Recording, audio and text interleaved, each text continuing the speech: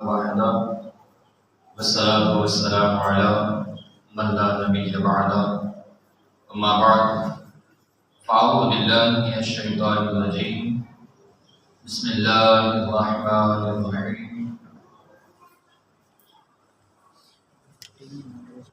قل إن كان آباؤكم وأبناؤكم وإخوانكم وأزواجكم وعشيرتكم وأموال اقترفتموها وتجارة تخشون كسادها ومساكن ترضونها أحب إليكم من الله ورسوله وجهاد في سبيله فتربصوا حتى يأتي الله بأمره والله لا يهدي القوم الفاسقين صدق الله مولانا العظيم إن الله وملائكته يصلون على النبي يا أيها الذين آمنوا صلوا عليه وسلموا تسليما بابا سے بلند و پاک پڑھیں الصلاۃ والسلام علیک یا سیدی یا رسول اللہ وعلى آلك وأصحابك يا سيدي يا حبيب الله الصلاة والسلام عليك يا سيدي يا نبي الله وعلى آلك وأصحابك يا سيدي يا رحمة للعالمين حمد و صلاۃ کے بعد عزیزان محترم، اس لیے کہ آج 31 اکتوبر ہے اور 31 اکتوبر کو ایک عاشق رسول فناق رسول جس کو حضور صلی اللہ علیہ وسلم کی ناموس پر پہرا دینے کی پاداش میں شہید کیا گیا، اس عاشق رسول کی یاد میں آج ہم اس موضوع کو چینج کیا ہے اور اس عاشق رسول کے بارگاہ میں اپنی محبت کا جو ہے وہ نذرانہ پیش کرنے کے لیے چند باتیں آپ سامنے عرض کروں گا، اور اسی مناسبت سے آج میں نے اپنا جو موضوع رکھا ہے وہ ہے محبت رسول اور اس کے تقاضے۔ آپ محبت رسول اکثر سنتے رہتے ہیں، لیکن آج ہم محبت رسول پر اس محبت رسول کے تقاضے بھی دیکھیں گے کیا ہے۔ اسی مناسبت سے میں نے سورہ توبہ کی ایک آیت کو اپنا موضوع سخن بنایا ہے۔ اس آیت کریمہ کے اندر رب العالمین نے 8 محبتوں کا تذکرہ کیا ہے۔ کتنی محبتوں کا؟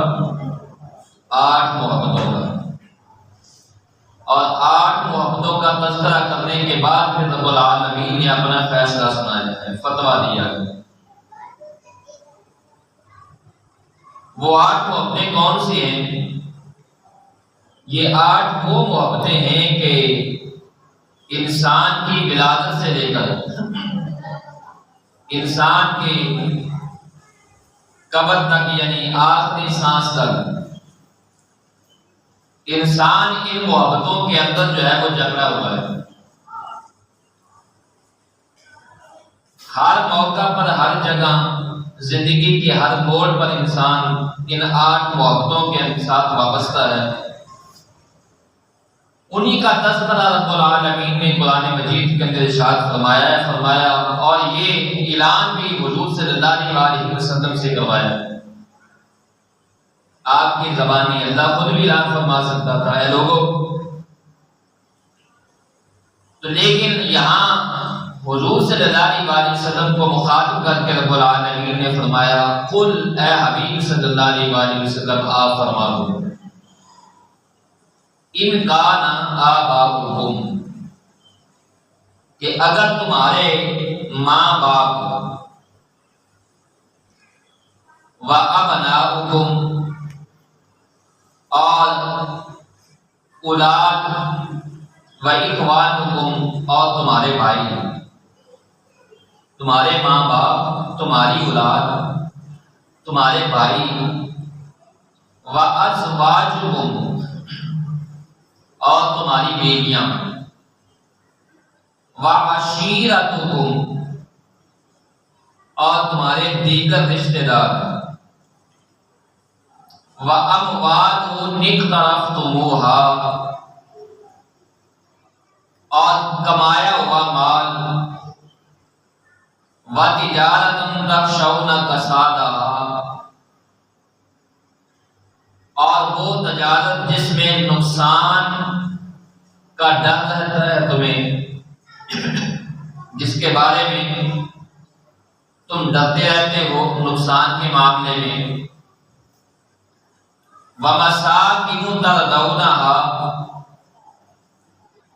اور تمہارے وہ پسندیدہ مکان، احب الیکم من اللہ ورسولہ وجہاد فی سبیلہ فتربصوا، فرمایا اگر یہ سب چیزیں جن کا پیچھے تذکرہ ہوا ہے، تمہارے ماں باپ، تمہاری اولاد، تمہارے بہن بھائی، تمہاری ازواج، تمہارے رشتہ دار، تمہارے کمائے ہوئے مال اور تمہاری تجارت اور تمہارے مکان، یہ 8 چیزیں فرمایا اگر ان کی محبت، احب الیکم من اللہ ورسولہ وجہاد فی سبیلہ، اگر ان 8 چیزوں کی محبت اللہ رسول اور اللہ کے راستے میں جہاد کرنے سے، اگر ان کی محبت غالب آ گئی، اللہ کی محبت پر، اللہ کے رسول کی محبت پر اور جہاد فی سبیل اللہ کی محبت پر، اگر یہ 8 محبتیں غالب آ گئیں اور اللہ رسول کی محبت مغلوب ہو گئی، وہ کم ہو گئی اور یہ 8 محبتیں بڑھ گئیں، تو فرمایا فتربصوا حتی یأتی اللہ بأمرہ، تو پھر اللہ تعالیٰ کے حکم کا انتظار کرو، واللہ لا یہدی القوم الفاسقین، اور اللہ فاسقوں کو ہدایت نہیں دیتا، فاسقین کو، فاسق لوگوں کو اللہ ہدایت نہیں دیتا۔ اب یہاں 8 محبت تذکرہ ہے، اب یہاں سوال پیدا ہوتا ہے کہ ہر انسان کو، ہر مرد و عورت کو اپنے ماں باپ کے ساتھ محبت ہوتی ہے، تو پھر اس کا مطلب کیا ہے کہ ماں باپ سے محبت کرنا چھوڑ دے؟ ہر ماں باپ کو اپنی اولاد سے محبت ہے، اور ہر انسان کو اپنے بھائیوں سے، اپنی بہنوں سے محبت ہوتی ہے۔ محبت سب سے ہے، ہر انسان کو اپنی ازواج سے بھی محبت ہوتی ہے، اپنی بیوی سے محبت ہوتی ہے، اپنے مکانات سے بھی محبت ہے، لیکن اب یہاں ہم ان محبتوں کو اللہ رسول کی محبت کے سامنے، اللہ رسول کی محبت کے معاملے میں ان کے ساتھ ہم کیسے محبت کریں گے؟ تو یہ بات ذہن میں رکھیں، ایک ہے محبت نبی، اور ایک محبت عقلی ہے۔ انسان کو ماں باپ سے جو محبت ہے وہ تبھی ہے، تبھی محبت ہے۔ اولاد کے ساتھ انسان کو تبھی محبت ہے۔ بہن بھائیوں سے انسان کو بہن بھائیوں کے ساتھ ایک تبھی محبت ہے۔ اور جو مال و دولت ہیں ان کے ساتھ انسان کو عقلی محبت ہوتی ہے، یہ تبھی نہیں ہوتی، یہ عقلی ہوتی ہے۔ اور ازواج کے ساتھ جو انسان کی محبت ہوتی ہے وہ شہوانی ہوتی ہے۔ ماں باپ، اولاد، بہن بھائیوں سے جو محبت ہے وہ تبھی ہے۔ مال و دولت سے، مکانات سے، تجارت سے جو محبت ہے وہ عقلی ہے۔ اور اپنی بیوی سے یعنی ازواج سے جو محبت ہے وہ شہوانی ہے۔ مگر اللہ رسول صلی اللہ علیہ وسلم سے جو محبت ہے وہ نہ طبعی ہے، نہ وہ عقلی ہے۔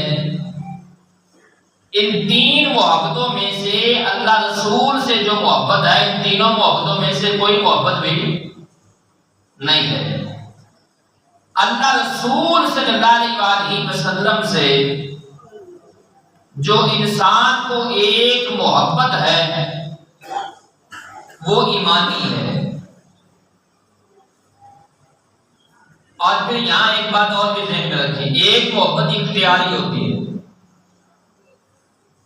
اور ایک محبت غیر اختیاری ہے۔ ایک محبت اختیاری ہوتی ہے اور ایک محبت غیر اختیاری ہوتی ہے۔ اللہ رسول سے جو محبت ہے وہ اختیاری نہیں ہے،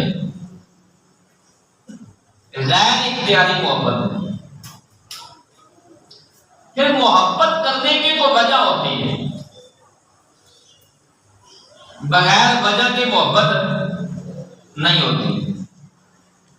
ہر کسی سے محبت کی ایک وجہ ہوتی ہے، ریزن ہوتی ہے، اور وہ وجہ کیا ہے؟ جیسے ماں باپ سے تبھی محبت ہے، اولاد سے تبھی ہے، بھائیوں سے تبھی ہے، مال و دولت سے عقلی ہے، بیوی سے شہوانی محبت ہے۔ اسی طرح ان کے علاوہ بھی انسان سے کے ساتھ کچھ محبتیں جو ہیں وہ منسلک ہیں، کچھ محبتوں کے ساتھ انسان جو ہے وہ وابستہ ہے۔ مثال کے طور پر کسی کے حسن و جمال کی وجہ سے انسان کو محبت ہو جاتی ہے، کسی کے کمالات کی وجہ سے انسان کو محبت ہو جاتی ہے، اس کے کمالات کی وجہ سے، کسی کے مال و دولت کی وجہ سے اس کے ساتھ محبت ہو جاتی ہے، اور کسی سے اس کے عہدہ کی وجہ سے انسان کو محبت ہو جاتی ہے، کسی سے علم کی بنا پر، اس کے علم اور تقوی کی بنا پر انسان کو محبت ہو جاتی ہے۔ اب ہم ایک محبت کو دیکھیں گے۔ اللہ تعالیٰ نے جو ہمیں اس آیت کے اندر اعلان فرمایا ہے، دعوت دی ہے، خبردار کی ہے، وہ کیا ہے کہ یہ تمہاری 8 محبتیں اللہ رسول اور اللہ کی راہ میں جہاد کرنے سے زیادہ نہ ہوں۔ صحابہ کو بھی محبت تھی، اپنے ماں باپ سے بھی، اولاد سے بھی، مکانات سے بھی، رشتہ داروں سے۔ اب ہم سب سے پہلے دیکھیں گے ماں باپ کی محبت اور حضور کی محبت۔ میں ایک ایک مثال مختصر وقت کے اندر ایک ایک مثال عرض کر کے آگے چلتا ہوں۔ سیدنا صدیق اکبر رضی اللہ تعالیٰ عنہ انبیاء کے بعد کائنات کے اندر جو سب سے بڑا مرتبہ ہے انبیاء کے بعد وہ سیدنا صدیق اکبر رضی اللہ عنہ کا ہے۔ سیدنا صدیق اکبر رضی اللہ تعالیٰ عنہ آپ حضر میں، سفر میں، بچپن میں، جوانی میں حضور کے ساتھ رہے، جن کا بچپن بھی حضور کے ساتھ گزرا ہے، جن کی جوانی بھی حضور کے ساتھ گزری ہے، اور جو سفر و حضر میں حضور کے ساتھ رہے ہیں۔ جب انہوں نے کلمہ پڑھا تو ابھی ماں باپ جو ہے وہ مسلمان نہیں ہوئے تھے، ابو قحافہ ان کے والد کا نام ہے۔ ایک دن آپ گھر میں آئے تو باپ نے حضور صلی اللہ علیہ وسلم کی شان اقدس میں کچھ نازیبا الفاظ بول دیے، اور جب حضور صلی اللہ علیہ وسلم کی محبت میں باپ نے کچھ نازیبا لفظ بولے تو آپ کو غصہ آیا، آپ برداشت نہ کر سکے، تو آپ نے باپ کے چہرے پر تھپڑ مار دی۔ محبت سچی ہو تو پھر برداشت نہیں ہوتا، محبت سچی ہو تو محبوب کے بارے میں کوئی بھی اپنے محبوب کے بارے میں کوئی لفظ سننا دوبارہ نہیں کرتا، محبت سچی ہو۔ اگر یہاں محبت ہوتی عقلی تو آپ پہلے عقل سے سوچ لیں، سامنے تو میرے باپ ہے، یاد کرو، یہاں عقلی محبت نہیں ہے، ایمانی ہے، تھپڑ مار دیا۔ اب کیس حضور کی بارگاہ میں چلا گیا، حضور صلی اللہ علیہ وسلم نے سیدنا صدیق اکبر سے پوچھا تو آپ نے آگے سے جو جواب دیا روح تازہ ہو جائے گا۔ آپ نے کہ رسول اللہ صلی اللہ علیہ وسلم ایسی ہے جیسے آپ کے پاس خبر آئی ہے، مگر افسوس یہ ہے اس وقت میرے ہاتھ خالی تھے، کاش میرے ہاتھ میں تلوار ہوتی تو تھپڑ نہ مارتا، سر گرم کر دیتا باپ کا۔ حضور صلی اللہ علیہ وسلم نے سیدنا صدیق اکبر کو پر کوئی فتویٰ نہیں لگایا۔ یہ ہے حضور سے اور والدین سے محبت کا تعلق، کہ حضور صلی اللہ علیہ وسلم کے بارے میں آپ کی محبت کے اندر ماں باپ کی محبت آڑے نہیں آ سکتی۔ اور جنگ بدر میں آپ کا بیٹا آپ کے مقابلے میں آیا، سیدنا صدیق اکبر کے مقابلے میں آیا، جب بیٹا بعد میں مسلمان ہوا تو ایک دن باپ بیٹا اکٹھے بیٹھے تھے تو بیٹا کہنے لگا کہ ابا جان غزوہ بدر میں آپ کئی مرتبہ میرے تلوار کی نیزی آئی، میں نے باپ سمجھ کے معاف کر دیا، باپ سمجھ کے، کیونکہ یہ تبھی محبت سے نا باپ کے ساتھ۔ تو سیدنا صدیق اکبر نے فرمایا یہ تو تھا نا جس نے باپ سمجھا۔ آپ نے کہا رب کعبہ کی قسم اگر تو ایک مرتبہ بھی میری تلوار کے نیچے آ جاتا، بیٹا نہیں اللہ رسول کا دشمن سمجھ کے ساتھ تن سے جدا کر دے۔ یہ ہے حضور سے محبت۔ اور حضرت عمر رضی اللہ عنہ کا ماموں آیا غزوہ بدر میں مقابلے میں، یہ رشتہ دار ہے، رشتہ داری میں ماموں کا بڑا گہرا رشتہ ہے۔ حضرت علی کرم اللہ وجہ کریم کے رشتہ دار آئے ہیں۔ صحابہ نے حضور کی محبت میں کوئی رشتہ دار نہیں دیکھا۔ اور پھر جب صحابہ کو مکہ سے ہجرت کرنے کا حکم ہوا، مکہ میں صحابہ کے مکانات تھے، گھر تھے جو بڑی محنت سے بنائے گئے تھے۔ آج سے 1450 سال پیچھے جائیں، آج گھر بنانا، جبکہ آج جو ہے وہ ہر آدمی کے پاس دولت ہے، مال ہے، اور آج گھر بنانا اتنا مشکل ہے تو 1450 سال پیچھے جائیں نا جب اتنے مسائل نہیں تھے،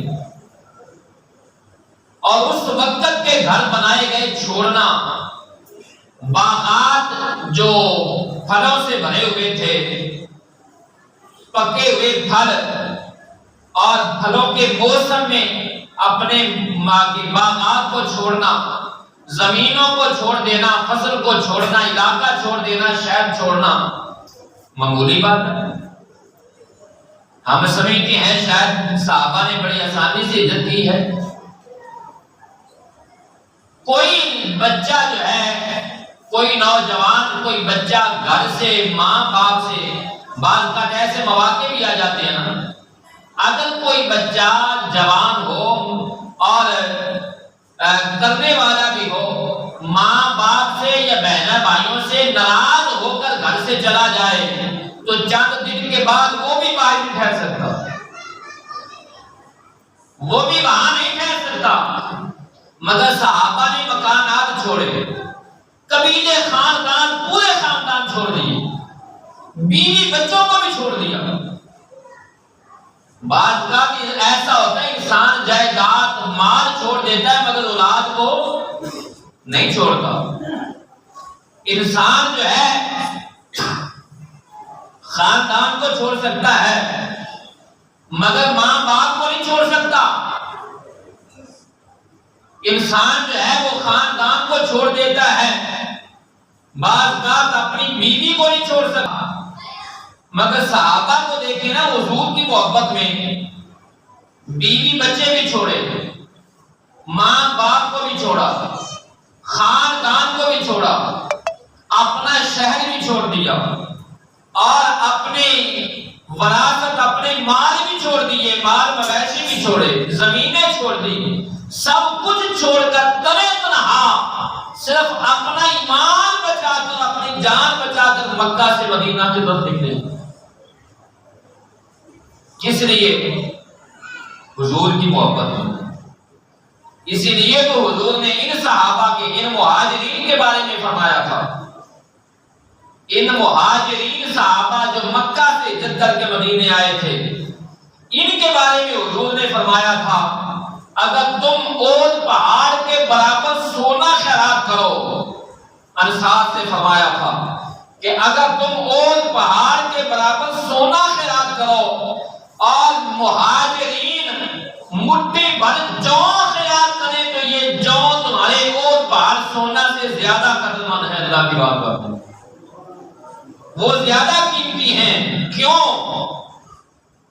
انصار اپنے گھر بیٹھے تھے، انصار نے گھر بار نہیں چھوڑے، انصار نے قبیلہ نہیں چھوڑا، ماں باپ بچوں کو نہیں چھوڑا، مگر ان صحابہ نے حضور کی محبت میں سب کچھ چھوڑا ہے۔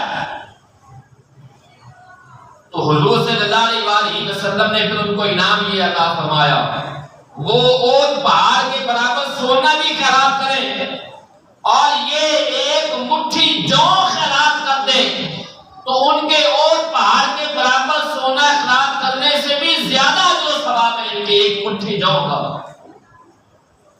یہ ہے اللہ رسول سے محبت کا صلہ، اللہ رسول سے محبت کا انعام۔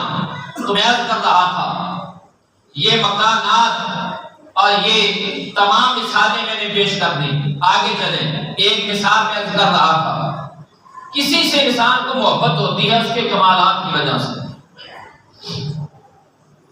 اب تمام کائنات کے تمام مخلوق کو اکٹھا کیا جائے، بلکہ 1,24,000 کم و بیش انبیاء کے کمالات کو اکٹھا کر دیا جائے تو وہ سب کمالات اکٹھے کر کے حضور کی گود میں رکھے جائیں، حضور کی بارگاہ میں لا جائیں تو میرے کریم آقا صلی اللہ علیہ وسلم کے کمالات جو ہیں تمام انبیاء سے بھی زیادہ ہیں۔ اگر کسی کو سے اس کے کمالات کی وجہ سے محبت ہونی چاہیے تو پھر بھی سب سے زیادہ محبت حضور سے ہونی چاہیے۔ کمالات بھی حضور میں سب سے زیادہ ہے۔ اگر کسی سے محبت ہوتی ہے یا ہو حسن و جمال کی وجہ سے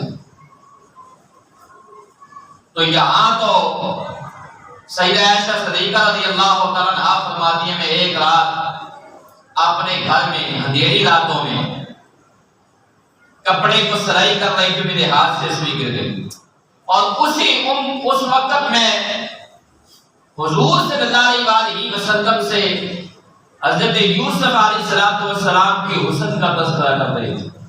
یا رسول اللہ صلی اللہ علیہ وسلم، اللہ نے آپ کو کتنا حسن دیا کہ وہ اپنے چہرے پہ نقاب رکھتے تھے اور ان کی طرف اگر کوئی آنکھ بھر کے دیکھ لیتا، کوئی دیکھ نہیں سکتا تھا، اگر کوئی دیکھ لیتا تو نظر چلی جاتی. ان کی طرف کوئی آنکھ بھر کے دیکھ نہیں سکتا تھا، اتنا حسن. یا رسول اللہ صلی اللہ علیہ وسلم، اللہ تعالیٰ نے یوسف علیہ السلام کو کتنا حسن عطا کیا. کہتے میرے ہاتھ سے وہ سوئی گر گئی. حضور صلی اللہ علیہ وسلم مسکرائے. سیدہ عائشہ کہتی ہیں رب کعبہ کی قسم، جب میرے حضور مسکرائے، حضور سے کے سامنے دندان مبارک سے حضور کے مسکرانے سے اتنی روشنی ہوئی کہ اندھیری رات میں اندھیرے کمرے میں میری جو ہے وہ سوئی گر گئی. حسن کی بنا پر اگر وہ سیدہ عائشہ صدیقہ رضی اللہ عنہ ایک موقع اور پر فرماتی ہیں، کہتی ہیں یوسف علیہ السلام کے حسن کو دیکھ کر مصر کی عورتوں نے اپنے ہاتھ کاٹ لیے تھے، انہیں پتہ نہیں چلا تھا. حسن یوسف کی وجہ سے، وہ حسن یوسف کے اندر اتنی جو ہے وہ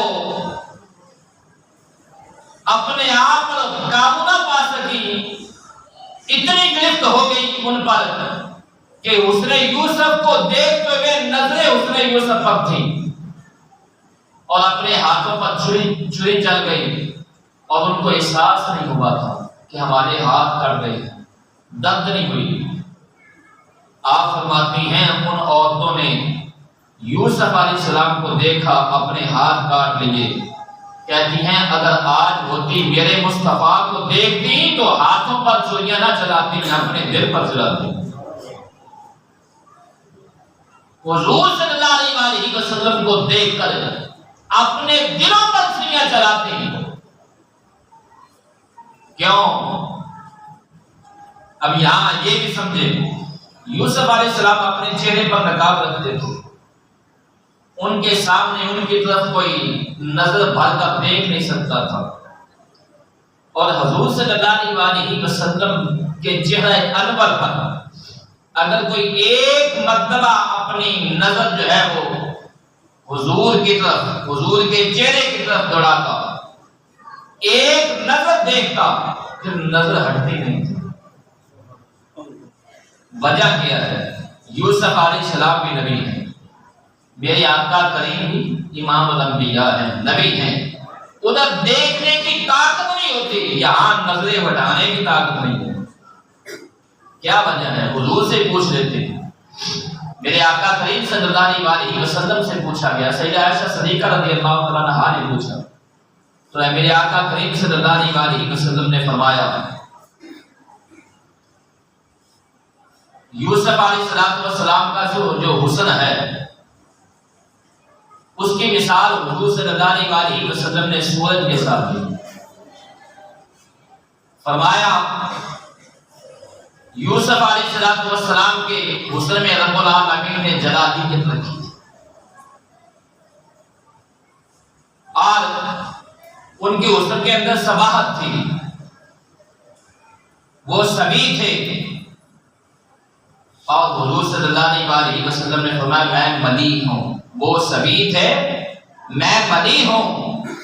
حضور صلی اللہ علیہ وسلم نے فرمایا آپ سورج پر دیکھیں، اپنی نظر روک نہیں سکتے. سورج کو کوئی دیکھ نہیں سکتا، اپنی نظریں جو ہے ہٹانی پڑے گی، مگر چاند کی طرف کو دیکھے تو دیکھتا ہی رہ جائے گا.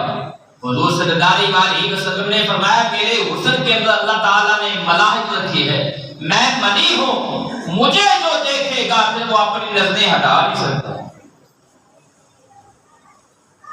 تو اگر حسن کی بنا پر محبت کی جائے تو پھر بھی سب سے زیادہ حضور سے محبت ہونی چاہیے. اور یا کسی سے محبت ہوتی ہے اس کے احسان محسن ہونے کی وجہ سے. کسی کے احسان کی وجہ سے کسی سے محبت ہوتی ہے، کسی نے کسی پر احسان کر دیا ہو تو وہ احسان فراموش نہ ہو تو محبت ہوتی ہے۔ آج تو لوگ احسان فراموش ہیں، کسی کا کوئی احسان جو ہے وہ وہی یاد رکھتا ہے جو احسان فراموش نہ ہو، احسان شناس ہو۔ تو کسی سے محبت ہوتی ہے محسن ہونے کی وجہ سے، کسی نے احسان کیا ہو تو اگر احسانات کی وجہ سے کسی سے محبت ہونی چاہیے تو کائنات کے اندر سب سے بڑا احسان میرے آقا کریم کا ہے۔ اور پھر یہاں ہی نہیں، کوئی انسان کرتا ہے کسی پر اس کی زندگی میں کر سکتا ہے، مگر حضور کا جو احسان ہے وہ صرف ہماری زندگی میں نہیں ہے۔ حضور صلی اللہ علیہ وسلم نے عالم ارواح میں بھی ہم پر احسان کیا۔ حضور صلی اللہ علیہ وسلم عالم برزخ میں بھی ہم پر احسان فرمائیں گے اور فرما رہے ہیں، اور حضور صلی اللہ علیہ وسلم یوم محشر میں بھی احسان فرمائیں گے۔ حضور کے احسان کی وجہ سے ہی یوم محشر میں بھی ہماری جان چھوٹ سکتی ہے۔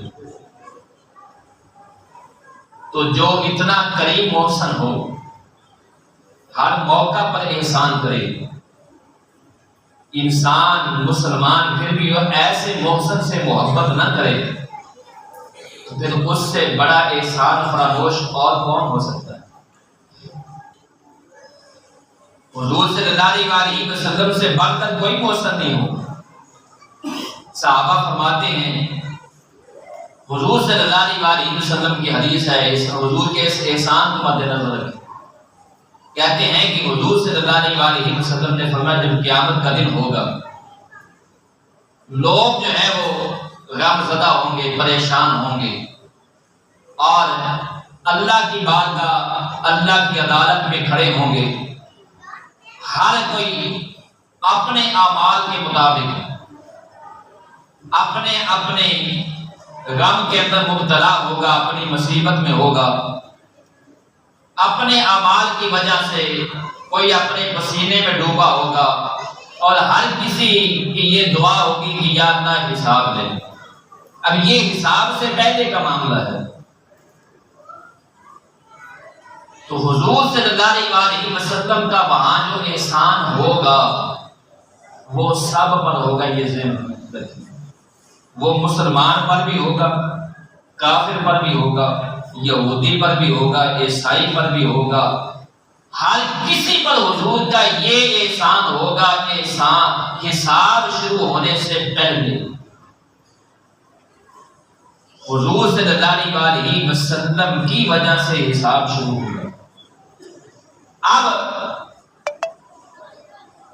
حضور نے فرمایا پھر لوگ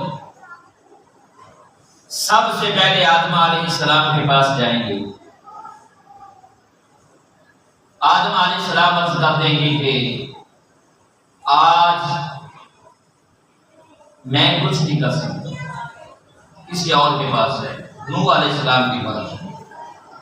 اختصار کے ساتھ عرض کرتا ہوں، تمام انبیاء سے ہو کر عیسیٰ علیہ السلام کے پاس آئیں گے۔ آپ روح اللہ ہیں، آپ کے اندر اللہ تعالیٰ نے اپنے پسندیدہ روح کی ہے، آپ اللہ کی بارگاہ میں دعا کریں، اللہ بھی نجات دے۔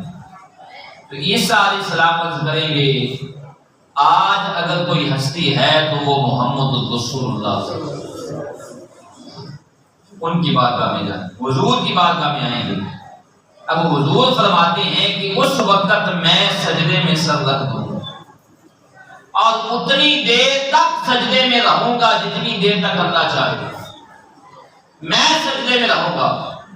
پھر اللہ کی بارگاہ سے آواز آئے گی آپ سجدے سے سر اٹھائیں، آپ مانگے، جو مانگیں گے عطا کیا جائے گا، آپ جو مانگیں گے، جو کہو گے سنا جائے گا، قبول کیا جائے گا، جو دعا مانگو گے قبول ہوگی، جو مانگو گے وہ عطا کیا جائے گا۔ حضور صلی اللہ علیہ وسلم نے فرمایا پہلی مرتبہ، پھر میں دوسری مرتبہ سجدے میں جاؤں گا، پھر تیسری مرتبہ سجدے میں جاؤں گا، پھر چوتھی مرتبہ سجدے میں جاؤں گا۔ حضور صلی اللہ علیہ وسلم نے فرمایا 3-4 مرتبہ حضور صلی اللہ علیہ وسلم نے ذکر فرمایا، اور فرمایا حتیٰ کہ اس کے بعد جہنم میں صرف وہی رہ جائیں گے جن کا اللہ رب العزت نے قرآن مجید میں تذکرہ فرما دیا، یعنی کفار ہی جہنم میں آئیں گے۔ اللہ تعالیٰ میری شفاعت کی وجہ سے سب کو جنت میں داخل فرما دو۔ اب مجھے بتائیں اس سے بڑھ کر یا کسی کا احسان ہو سکتا ہے؟ جس جگہ پر، جس موقع پر نہ میرے باپ کے ماں باپ کام آئیں گے، جہاں نہ میری اور تمہاری اولاد کام آئے گی، جس میدان میں، جس جگہ پر میرے اور آپ کے بہن بھائی بھی کام نہیں آئیں گے، جہاں ہمارا مال کام نہیں آئے گا، ہمارے رشتے دار کام نہیں آئیں گے، جہاں کوئی محسن کام نہیں آئے گا، وہاں حضور صلی اللہ علیہ وسلم کی وجہ سے ہماری بخشش ہوگی، حضور صلی اللہ علیہ وسلم کی وجہ سے ہمیں معافی ملے گی، حضور صلی اللہ علیہ وسلم کی وجہ سے ہماری نجات ہوگی۔ اتنی بڑی کوئی محسن ذات ہو سکتی ہے اللہ کے بعد؟ کسی کا احسان اتنا بڑا احسان ہو سکتا ہے؟ تو اگر احسان کی وجہ سے محبت کرنی چاہیے تو پھر حضور کی ذات ہے سب سے، حضور سے محبت کرنی چاہیے۔ مگر ہماری محبت کیسے ہے؟ ہم کیسے محبت کرتے ہیں؟ حضور صلی اللہ علیہ وسلم کی بات میں ایک یہودی آیا، ایک یہودی، توجہ سے سنیے، اس کی بڑی بڑی مونچھیں تھیں اور داڑھی ایسے تھی جیسے آج کل ہم روزانہ شیشے کے سامنے کھڑے ہو کر کرتے ہیں۔ یعنی اس کی داڑھی جو ہے وہ کلین شیپ تھا، داڑھی مونڈی ہوئی تھی اور مونچھیں بڑی بڑی تھی۔ اس حدیث کو توجہ سے سنیے گا، ذمہ داری سے عرض کر رہا ہوں، حضور کا ارشاد سنا رہا ہوں۔ حضور صلی اللہ علیہ وسلم کی بات جب میں یہودی ہے، حضور نے فرمایا یہ کیا ہے؟ تمہاری مونچھیں بڑی بڑی ہیں اور داڑھی تم نے مونڈی ہوئی ہے۔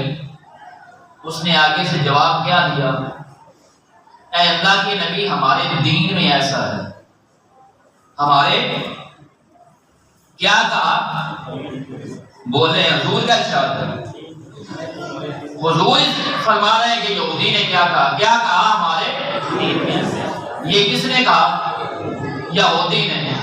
آگے سے میرے آپ کے نبی نے جواب کیا دیا؟ کیا ارشاد فرمایا؟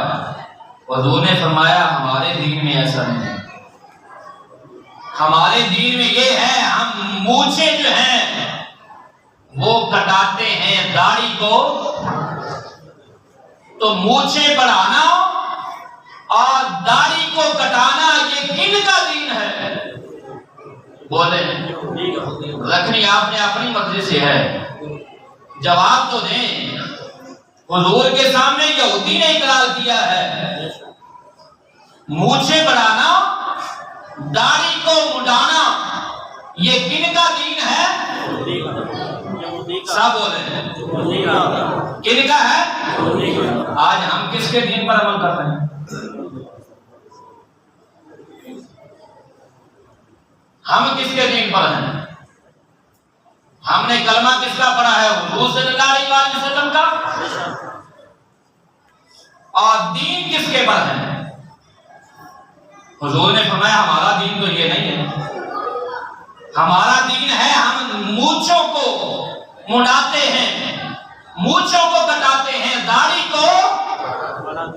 آج تو ہم نے کبھی یا کسی کی محبت میں یا کسی نے لالچ میں یا کسی نے ڈر کی وجہ سے داڑیاں بنا دی ہیں۔ مجھے بتائیں جس نے ڈر کی وجہ سے بنا دی ہیں، کیا پھر اسے موت نہیں آئے گی؟ کسی نے لالچ کی وجہ سے بنا دی ہیں تو جس لالچ کی وجہ سے داڑھی بنائی ہے کہ اب داڑھی سے وہ نہیں ملے گا. کسی نے کسی کی محبت میں منا دی، تو جس نے کسی کی محبت میں منا دی ہے اس کی دل میں حضور کی محبت ہو سکتی ہے؟ اس لیے یہ ہم غور کریں، اپنے دل کی طرف توجہ دیں. ہم نے کلمہ حضور کا پڑھا ہے، حضور کے دین پر ہونے کا ہمارا دعویٰ ہے، مگر ہمارے اعمال کن کے ساتھ ہیں؟ ہماری عملی زندگی کن لوگوں کے ساتھ ہے؟ اللہ رب العزت کی بارگاہ میں دعا ہے رب العالمین مجھے اور آپ احباب کو حضور صلی اللہ علیہ وسلم سے عملی طور پر محبت کرنے کی